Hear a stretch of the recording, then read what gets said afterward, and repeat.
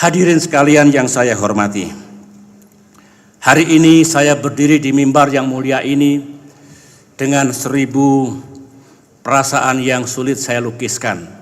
Sudah dapat dipastikan inilah terakhir kalinya saya berpidato di tempat yang terhormat ini sebagai Presiden Republik Indonesia. Walaupun ini adalah pidato yang ke-10, perasaan saya sebenarnya sama dengan sewaktu pertama kali berdiri di sini tahun 2005. Penuh semangat dan tekad untuk berbuat yang terbaik dan memberikan segalanya kepada bangsa dan negara. Dalam 10 tahun terakhir, saya telah mencoba mendedikasikan seluruh jiwa dan raga untuk Indonesia. Terlepas dari berbagai cobaan, krisis, dan tantangan, saya ulangi, cobaan, krisis, dan tantangan yang saya alami, tidak pernah ada satu menit pun saya merasa pesimis terhadap masa depan Indonesia. Saya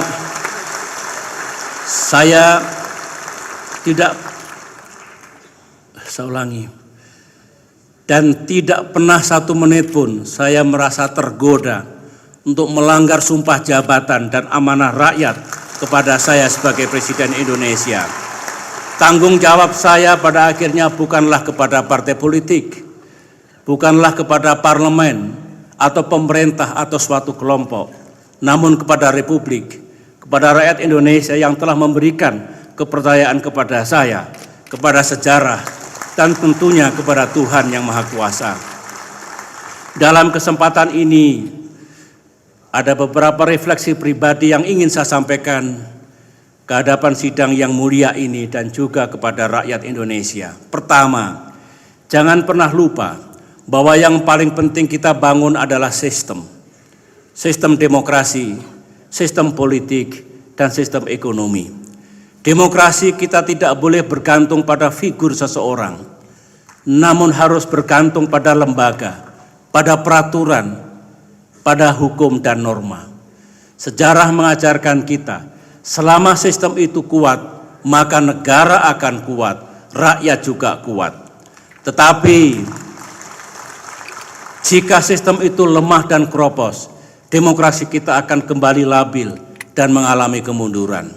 Kedua, kita harus menjaga keindonesiaan kita. Perjuangan kita di abad ke-21 tidak lagi menjaga kemerdekaan, namun menjaga keindonesiaan. Tidak ada gunanya kita menjadi semakin makmur dan modern, namun kehilangan yang amat fundamental dan terbaik dari bangsa kita, Pancasila, Bhinneka Tunggal Ika, semangat persatuan, toleransi, kesantunan, pluralisme, dan kemanusiaan. Jika para pendiri bangsa dulu mempertahankan kemerdekaan sampai titik darah penghabisan, bagi generasi kita kini keindonesiaanlah yang harus kita pertahankan mati-matian. Karena itu pulalah pemerintah dengan tegas menolak penyebaran paham sesat ISIS di tanah air. Karena sangat bertentangan dan bahkan berbahaya bagi jati diri kita. Para pemimpin di seluruh tanah air, saya minta untuk tegas mengambil sikap mengenai tantangan ini. Ini adalah ujian bagi kebangsaan kita, bagi keindonesiaan kita. Indonesia adalah negara berketuhanan, bukan negara agama. Ketiga, kita semua mempunyai tanggung jawab untuk mencegah agar agar jangan sampai demokrasi kita menjadi elitis. Reformasi dimulai sebagai gerakan akar rumput, sebagai ekspresi aspirasi rakyat yang kemudian dijelmakan dalam sistem politik yang sekarang kita anut. Alangkah malangnya kalau demokrasi tersebut akhirnya kehilangan jiwa kerakyatannya dan kemudian panggung politik hanya didominasi oleh segelintir elit yang berjiwa transaksional, apalagi bila dicampur dengan nasionalisme yang sempit.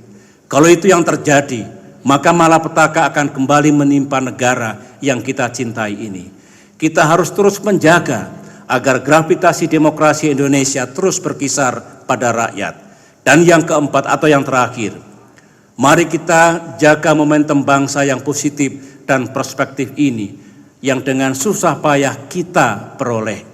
Setelah 69 tahun merdeka, Indonesia telah tampil menjadi demokrasi yang besar, ekonomi yang kuat, dan pemain internasional yang disegani, serta dengan masa depan yang menjanjikan. Dunia melihat Indonesia bukan saja sebagai kawan, namun sering pula sebagai rujukan yang positif. Terlepas dari segala permasalahan dalam negeri yang masih kita hadapi, kita bisa membuktikan kepada dunia bahwa di bumi Indonesia, demokrasi, Islam, dan modernitas dapat tumbuh bersama. Kita bisa menunjukkan bahwa konflik dapat diselesaikan secara damai dan demokratis. Kita bisa bangkit dari berbagai krisis yang beruntun menerpa kita. Dan kita bisa memperlihatkan bahwa bangsa yang majemuk seperti kita juga dapat menjadi bangsa yang rukun. Ini bukan capaian pribadi saya, bukan pula capaian pemerintah semata.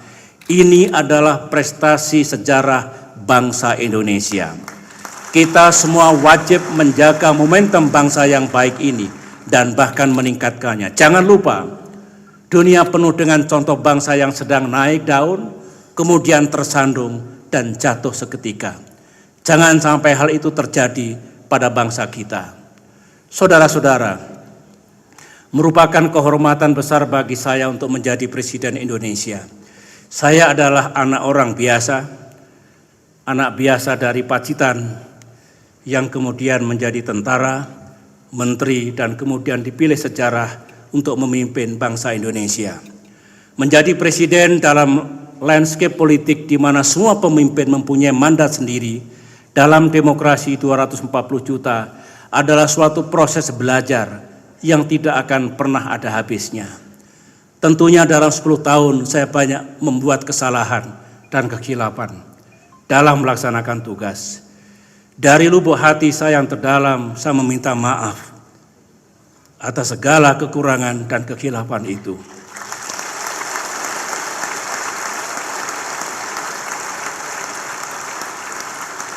Meskipun saya ingin selalu berbuat yang terbaik, tetaplah saya manusia biasa.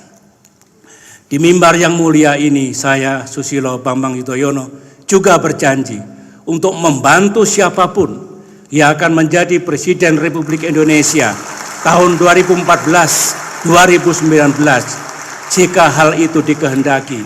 Ini adalah kewajiban moral saya sebagai mantan presiden nantinya, dan sebagai warga negara yang ingin terus berbakti kepada negaranya.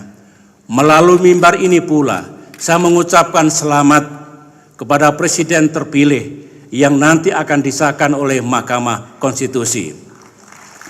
Tahun depan, Presiden kita yang baru akan memberikan pidato kenegaraannya di mimbar ini.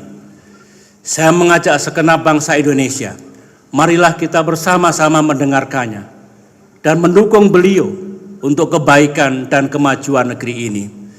Saya juga mempunyai mimpi dan harapan yang indah, yaitu terbangunnya budaya politik yang luhur, di mana para pemimpin Indonesia saling bahu-membahu, saling membantu, dan saling mengingatkan demi masa depan Indonesia.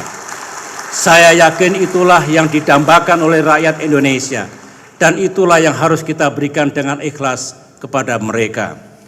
Saudara Ketua, para Wakil Ketua, dan para anggota DPR RI dan DPD RI yang saya hormati, hadirin sekalian yang saya muliakan.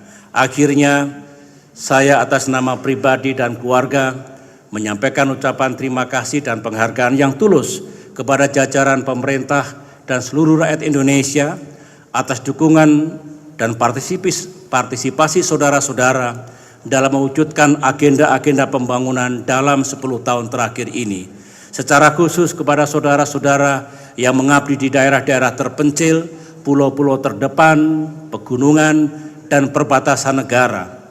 Terima kasih atas pengabdian saudara-saudara yang melampaui panggilan tugas. Semoga Tuhan Yang Maha Kuasa, Allah Subhanahu wa Ta'ala, melimpahkan rahmat, karunia, dan ridho-Nya kepada kita semua dalam membangun bangsa dan negara kita menjadi bangsa yang besar, maju, adil, sejahtera, dan bermartabat. Dirgahayu Republik Indonesia. Terima kasih. Wassalamualaikum warahmatullahi wabarakatuh.